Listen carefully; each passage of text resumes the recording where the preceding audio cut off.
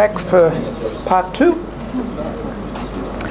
The next thing I said we'd talk about is just the impact of the Reformation. I want to do this fairly briefly. It's one of these, you've either got to do it in a lot of detail or you do it briefly. You kind of can't do it in between. But the first thing I think we need to note is that in the wake of all of these reforming movements, you get these incredible divisions and national divisions and church divisions and wars. Wars of religion. So basically, for a couple of centuries, Europe is in turmoil, and people are living in very difficult situations and circumstances. So you're getting, in a sense, civic or civil division, but you're also getting church division. So you're going to see the multiplication of churches. You're going to see a lot more what you might call autonomous churches, so they don't necessarily in full connection with each other, or we'd call full communion with each other. There's this incredible, I suppose you'd call it, diversity that's going to emerge through all of this. And I mean, diversity can be a good thing, but it can also be a bad thing. So, what this diversity amounts to is division, and of course antagonism.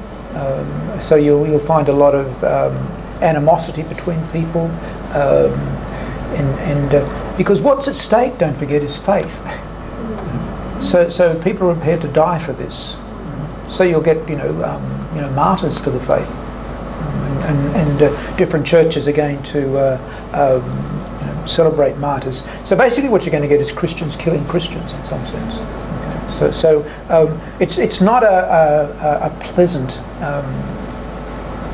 few centuries till it sort of settles down.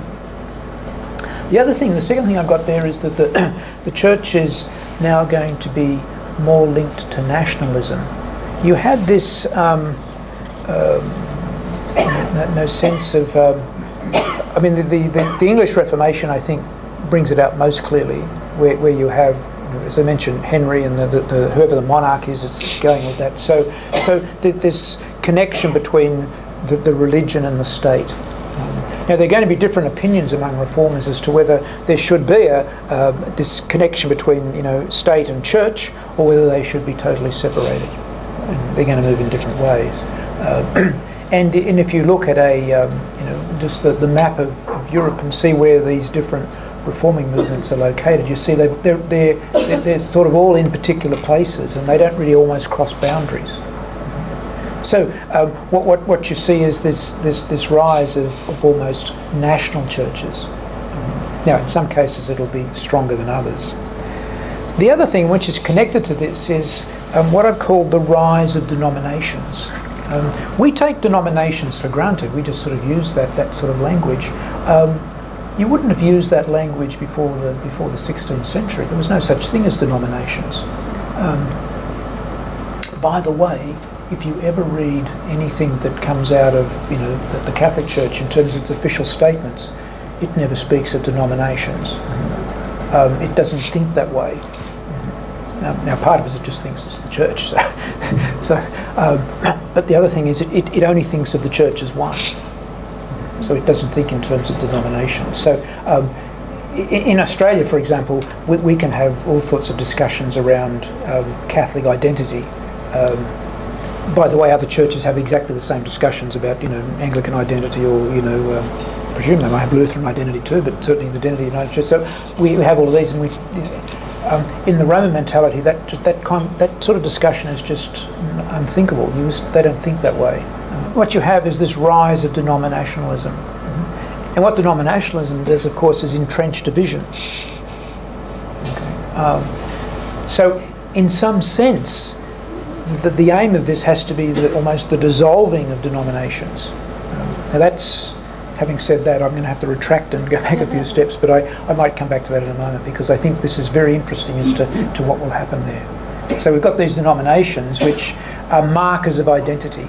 And of course what happens in these years after that is that in lots of cases identity is, as it were, delineated against the other. It's delineated against the other. I can speak for the Catholic Church because I'm obviously in the Catholic Church. For basically since the Reformation, a lot of our identity was about setting us apart from the various churches that came out of the Reformation. So a lot of our theological reflection and work basically restricted some of the questions to the questions that were around the questions of the Reformers. So let me give you a very simple example of that. Eucharistic Doctrine. All Catholics are very familiar with Eucharistic Doctrine. You ask them what Eucharistic Doctrine is about, they'll tell you it's about the presence of Christ in the Eucharist.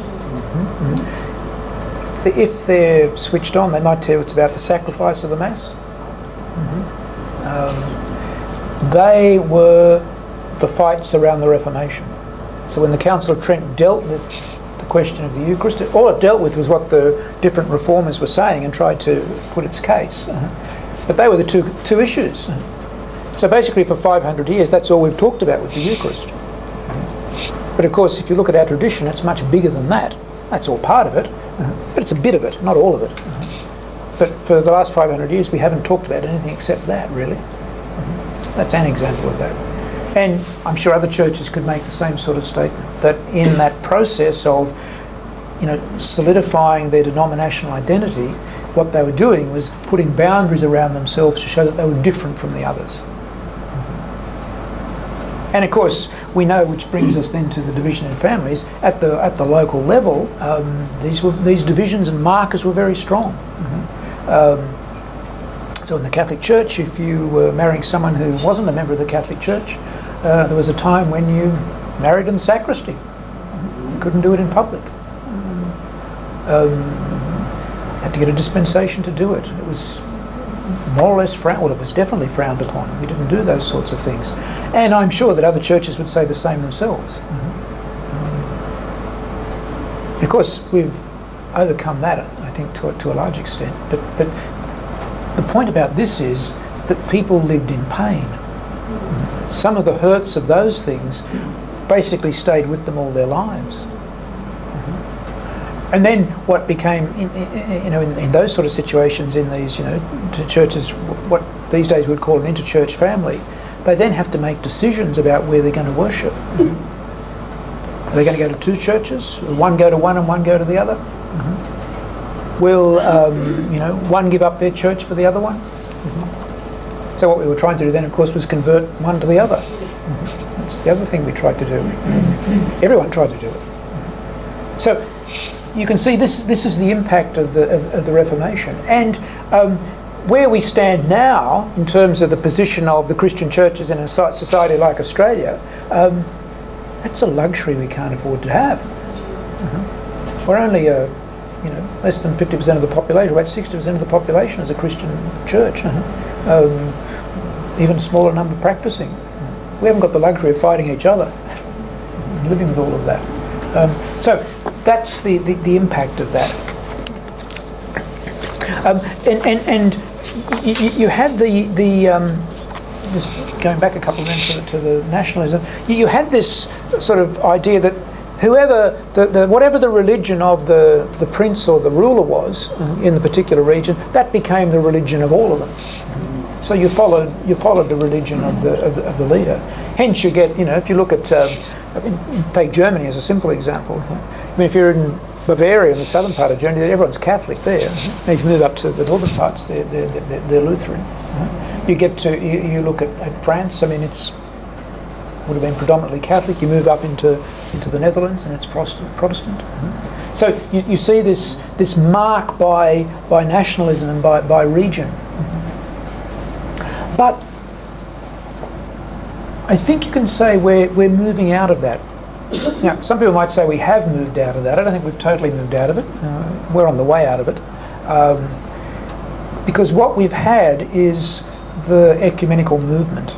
Okay, so the Ecumenical Movement really has its origins late 19th century, early 20th century, 1910, you get this missionary conference in Edinburgh which decides that we need to work together on things.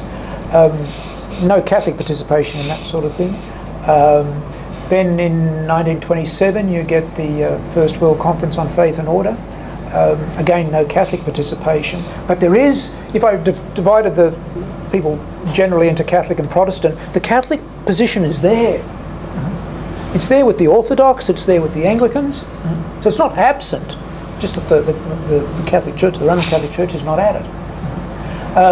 Then you move on, 1948, of course, the formation of the World Council of Churches. Then you come to the early 1960s, and what you get is the Second Vatican Council. And with the Second Vatican Council, Pope John, when he calls that, what was interesting, it was called an ecumenical council, and most people thought it was about ecumenism, which is true. In a sense, all the councils have been ecumenical. So a council is just about a gathering of all people. So ecumenical means everyone. It's the household, and it's all of us. But certainly Pope John made it quite clear that one of the aims of this was the unity of Christianity, the unity of the churches. And he set up this Secretariat for Christian Unity, which he gave a lot of authority and power when it was developing the agenda for the council and doing some work on it. The bottom picture is interesting. That was the ecumenical observers. Okay, so the council had people from the various Christian churches, east and west, at there. They didn't vote, but they had a very where they're seated is sort of in a thing just looking over the centre of the floor, the council floor. So a very prominent position. And then there'd be people who would, theologians and bishops, who would meet with them and talk with them and say, what are you hearing? What's going on?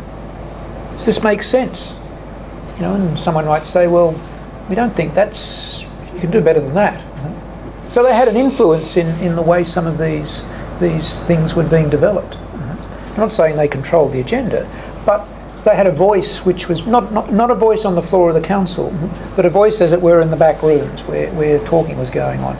Or perhaps we should say in the cafes. They were in Rome, don't forget, so that's where it all happened. It might sound funny, but it's not. It's actually very true. A lot of the work of the council was done in cafes. Cafes and colleges, because basically the council would meet in the morning. In the afternoon, of course, they'd all have lunch and have the siesta, go to bed for the afternoon. And in the evening, there'd be these lectures on all over the city, the different colleges. All the different theologians would be giving lectures, and the bishops would be heading off to these lectures. So for the bishops, this was going back to school. These group, by the way, are very different to the group after them. The group after them were trained before the council but weren't educated in it. This group were. I think we have none left in Australia now. I think they've all died, the ones who were there. Anyway, that's that. What by the way, now what happens with when the Catholic Church enters into this? It then enters into dialogue with lots of other Christian churches. So what the Catholic Church brings to the ecumenical movement is bilateral dialogues. Before that, most people worked in a multilateral context. So there'd be, something like the faith and order work of the World Council of Churches. That's multilateral. The Catholic Church tended to have dialogue with individual churches. So, with the Anglican Church, with the Lutheran World Federation, with the the World Alliance of Reformed Churches, with the International Methodist Council. So there are a whole lot of these things. With Lutherans, there was an international dialogue, and there's also a national dialogue. Let me just say a couple of brief things about that. The one on the left there is the Joint Declaration on the Doctrine of Justification. 1999 that was signed, and that was signed by the Catholic Church and the Lutheran World Federation. That's important. And it's important for two reasons. One is it's dealing with the Reformation question. The second is this isn't just the work of the theologians getting together. This is the churches officially signing it. So this has a status that other things don't have. This in Catholic terms, this is a magisterial document. Okay, so that is important. And that, the other thing that it does there, it says that in the 16th century, when we're having all of these, debates about justification, we condemned each other on a number of issues. So if you go to the Council of Trent, you'll see all the condemnations against the various Reformed positions on justification. And the Lutheran groups would have also condemned the Catholic Church. This document says those condemnations no longer apply. In that document we have reached sufficient agreement on what this means that those condemnations no longer apply. 1999 that came out. I was interviewed on one of those Sunday night radio programs when this came out, and the opening question was, who won? I said, that's not how it works. No one won. The second question was, does that mean the Reformation's over? Not quite, but it is significant. The second one I've got there, I've got there because that's important also. That document there, From Conflict to Communion, you probably can't read the small print there, it says, the Lutheran Catholic Common Commemoration of the Reformation in 2017. So this is a document of the Lutheran World Federation and the Pontifical Council for Christian Unity in Rome, dealing with how we approach this question of the anniversary, the commemoration of the Reformation. I've got these things there if you want to have a look at them sometime. Oh, you can get that off the web, that's where mine came from. It's fairly easy. So they're just two international ones that I wanted to draw you. There's a whole lot we could look at. In our local Australian dialogue, I'm going to start here. This is 1998. I'm starting there because that's where I start. Okay. There were others before that, and I can't do with them. So we had ones before that. We're looking at Eucharist. We're looking at church. We're looking at pastors and priests. One on baptism. Okay. So they're the agreed statements that have been. In 1988, we published our document on justification. So it was, as it were, swimming alongside that international one, and we were seeing that as it was going. What happened after that, we decided we were going to talk about anthropology. And then in the year 2000, was it 2000? Well, it was 2000, I think. There was a document came out from Rome called Dominus Jesus. Some of you may have heard of it. And Dominus Jesus was about saying, there's only Christ, and it was really saying, we can't adopt other world religions. But it had this little line in it that, a true and proper church is only one that basically has bishops and subscribes to the teaching and the authority of the Pope. This created a real problem for us, and in our dialogue, it sort of almost could have fallen apart. So that what was interesting about our dialogue was these two were not the co-chairs, but there was the Archbishop of Adelaide, because that's where the dialogue meets, and there was the President of the Lutheran Church of Australia. They were both on the dialogue, and they basically got together and said, what are we going to do about this? So they talked to the co-chairs and they said, let's just abandon the agenda for the next meeting and talk about how we're going to do this. And the Lutheran question was, what do Catholics expect of us if you want to have unity? This led to this document. It took 7 years. It's called the Ministry of Oversight. It's the office of the bishop and president, and that was the name that the Lutheran Church gave to their church leaders. They were presidents in the church. That, I think, so it took 7 years. It was long. It's there too. If you want to have a look at it. It's been very significant. It's a very important document, I think. Now, I realise that most people in parishes are probably not particularly interested in presidents and pastors and bishops and all that sort of thing, but it is actually important for unity. Okay, so and it had lots of consequences too. One of the things that happened after this, I'm not saying as a consequence of this, but it could have had an influence, was that the Lutheran Church in Australia made a decision to change the name of its presidents to bishop. So they now have bishops. The next one we did was called Living Word, Living Tradition. The title should make it clear. What we're trying to work out is the relationship between Scripture and tradition. This one, how long did this go? 2008, it was about 3 or 4 years. 3 years, this one, so it wasn't quite as long. But it's significant. So basically with justification, with bishops, with this one, we've been tackling some of these Reformation issues, and the most recent one we did, which we launched last year, was on the Patron ministry, the Papacy. You can see this one took a few years as well.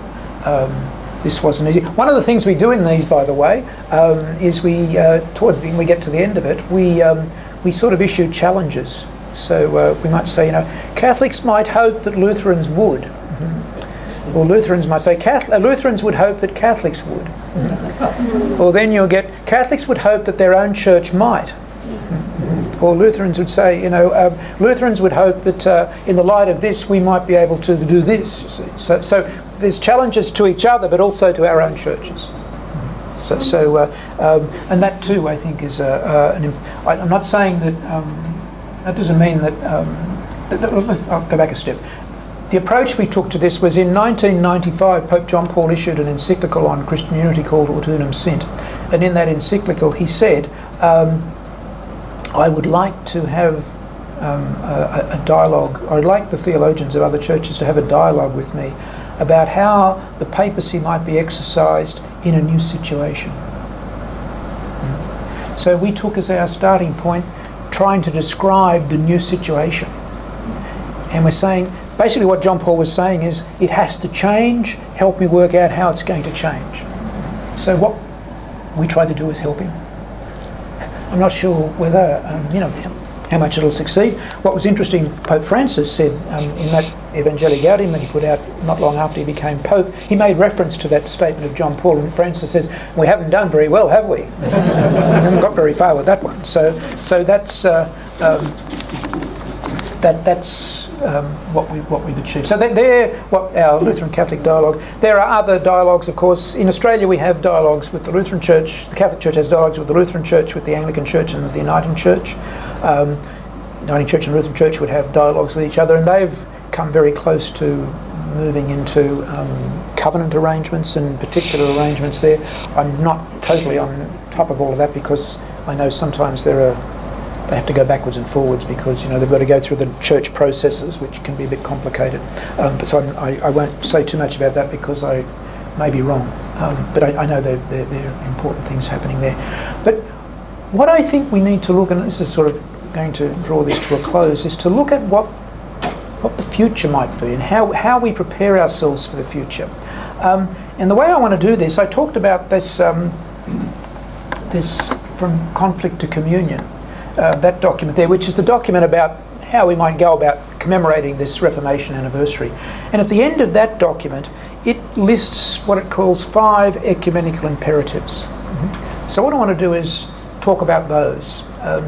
Now, I should stress that all I'm going to do is tell you what the imperatives are, and then you're going to get my view of it.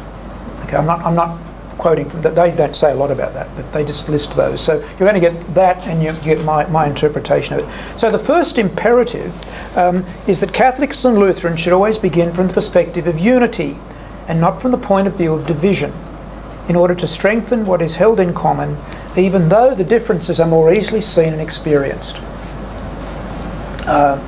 You could say, is it the glass half full or half empty? That's one way of looking at that. And we're half full. But a bit more sort of theological way of saying it is that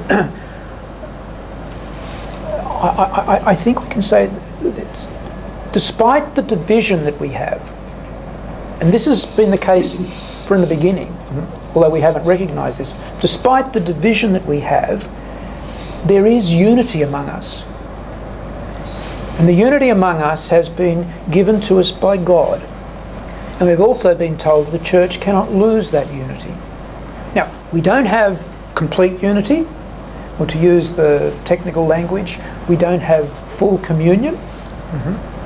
The language Catholic Church uses is the communion is real but imperfect. So the existing unity that we have is the basis for our future, which means that our future is about taking one step at a time.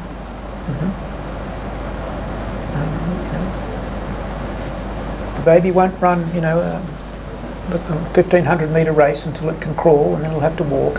So let's not try and run the 1,500. Let's do the crawling. We're probably beyond crawling at the moment. At least we're upright and walking. So it's essential then that we recognise the unity that we have and build on it. If we can't see what we've got, it's very hard to move forward. And I think a failure of recognition amounts to a blindness to God's grace, which has already been given in Christ. I'm sounding very Lutheran there, aren't I? But it's true. Unity is not something that we achieve, it's a gift of God. And what we're being asked to do is to recognise the gift that we already have and to work on that and to take steps forward. So that's the first imperative. The second one says, Lutherans and Catholics must let themselves continually be transformed by the encounter with the other and by the mutual witness. Now, what's going on in that, of course, is this very fundamental point that we've already seen, that everything is about reform and renewal. And I mentioned, Ecclesia Semper Reformanda. If you want to go back a bit further, read the opening of the Gospel. So let's take Mark. Jesus begins, to repent and believe the good news. That's where it begins. So this is saying that we've got to be continually hearing that gospel message of repentance and renewal. The other thing it's saying is that in the light of the dialogue that's gone on for 40 or 50 years, we're much more aware now that something of the dynamism for reform, or the dynamism pushing us to reform, comes from our encounter with each other. It comes from learning from each other. And that suggests a particular perspective on dialogue. Ecumenical dialogues have gone through different methods, as it were. The earliest method was that we'd sort of sit down and talk to each other. When I say we, I don't mean me, because that was long before I became involved in this. But the earliest method was, we sit down and say, what do you think about that? What's your teaching on this? And we'd say, well, this is our teaching. Now, when you say that, do you mean this? Oh, no, we don't mean that at all. So you clarify what you understand. We use different language, and we think we believe different things, but we discover in part of it we actually believe the same thing.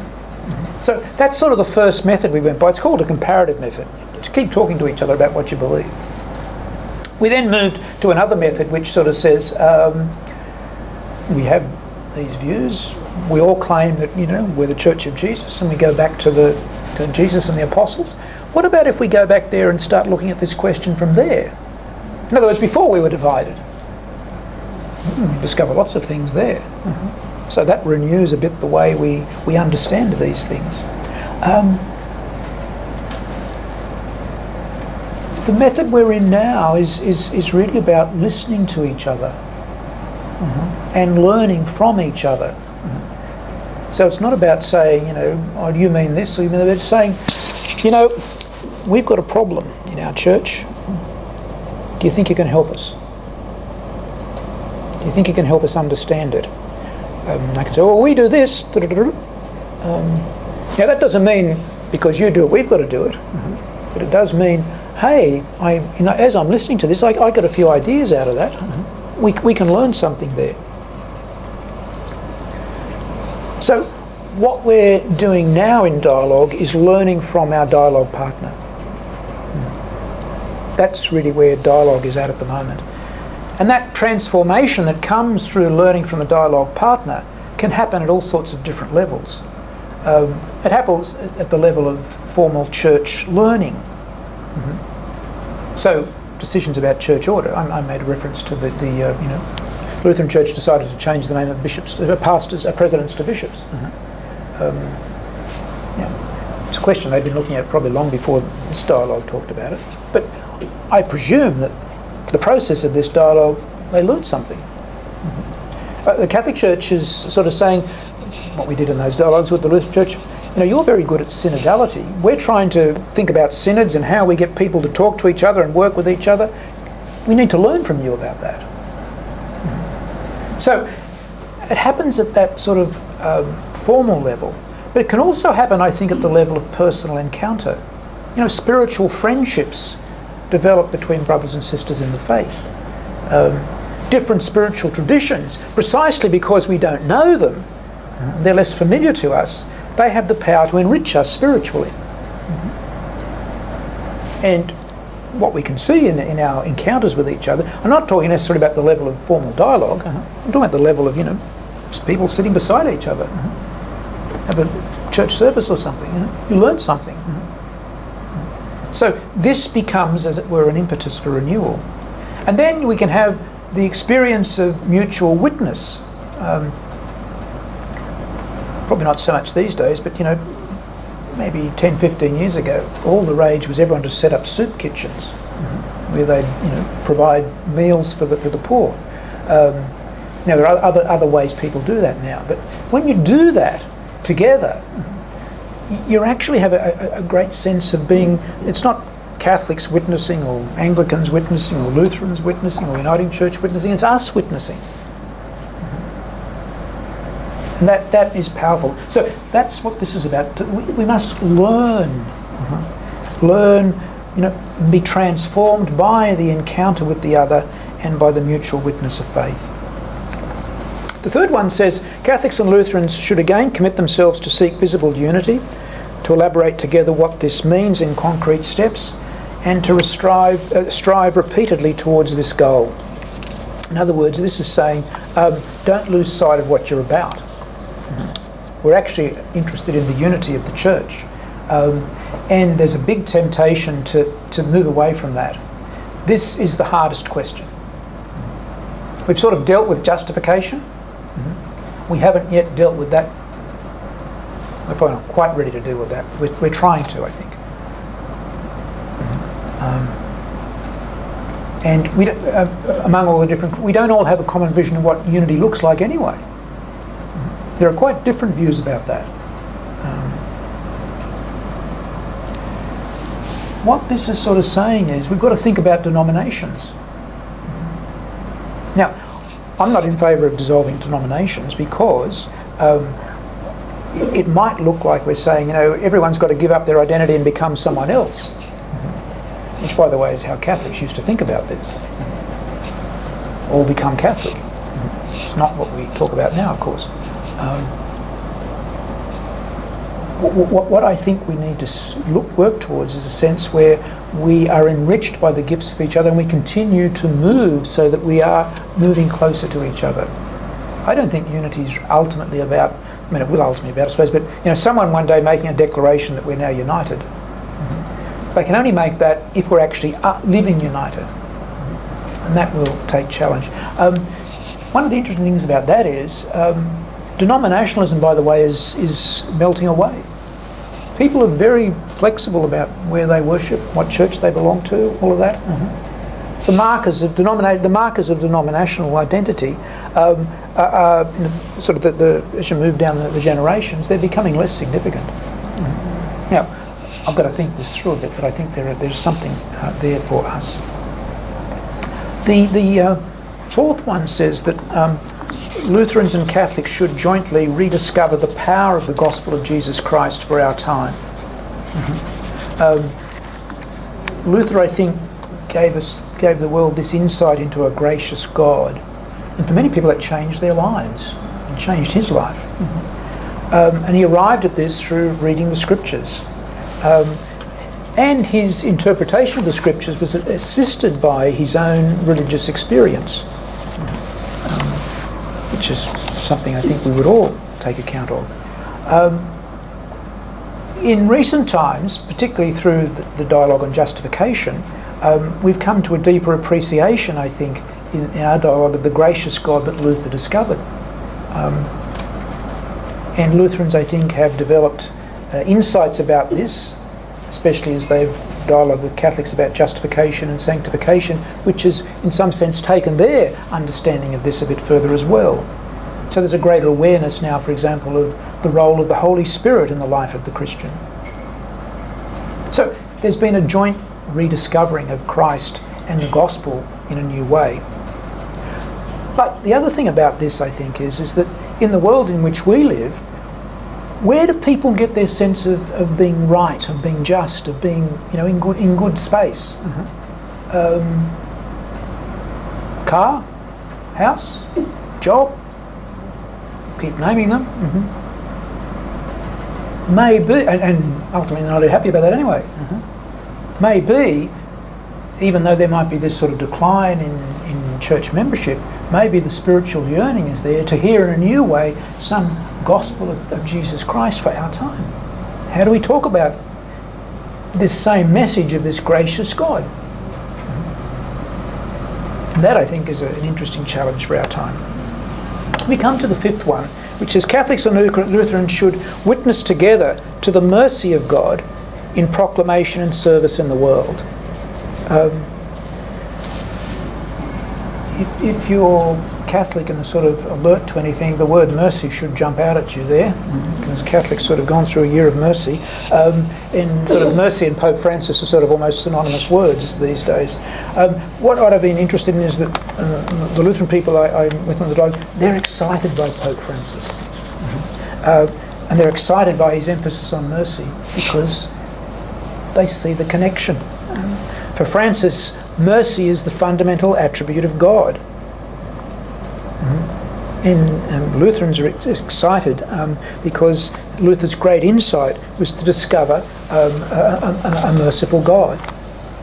At the celebration I mentioned last year in Lund, there was an agreement signed between Caritas Internationalis, which is sort of the international Caritas group, and the Lutheran World Federation's World Service, really to mutually commit themselves to deepening their relationship and to closer cooperation in humanitarian response and sustainable development. This, by the way, is the ecumenism of Francis. Very different to what we've been used to. This isn't the ecumenism of theological agreement. This is the ecumenism of out there doing something. And in the joint statement then that was signed by the Pope and the President of the Lutheran World Federation, they spoke about this common witness to the gospel. Stand together in service, they said. Uphold the human rights and dignity, especially for the poor. Work for justice. Reject all forms of violence. God summons us to be close to all those who yearn for dignity, justice, peace and reconciliation. Today we raise our voice for an end to violence and extremism. So that's a new shape, if you like. And this is one of the ecumenical imperatives. So it's a major shift away from simply the theological dialogues to actually doing something. We need concrete signs that we're doing this, that of the unity that we already have. So I'll leave you with those 5 imperatives because I think they're worth reflecting on. We've done a long journey from the 31st of October 1517. We nearly got to the 31st of October 2017. A few more days and we'll be there. But you can see we've sort of lived through remarkable times. But I think what's probably most interesting, we live in remarkable times. Very different to the times of Luther, but probably as remarkable as they were. Let's hope anyway. Anyway, thank you.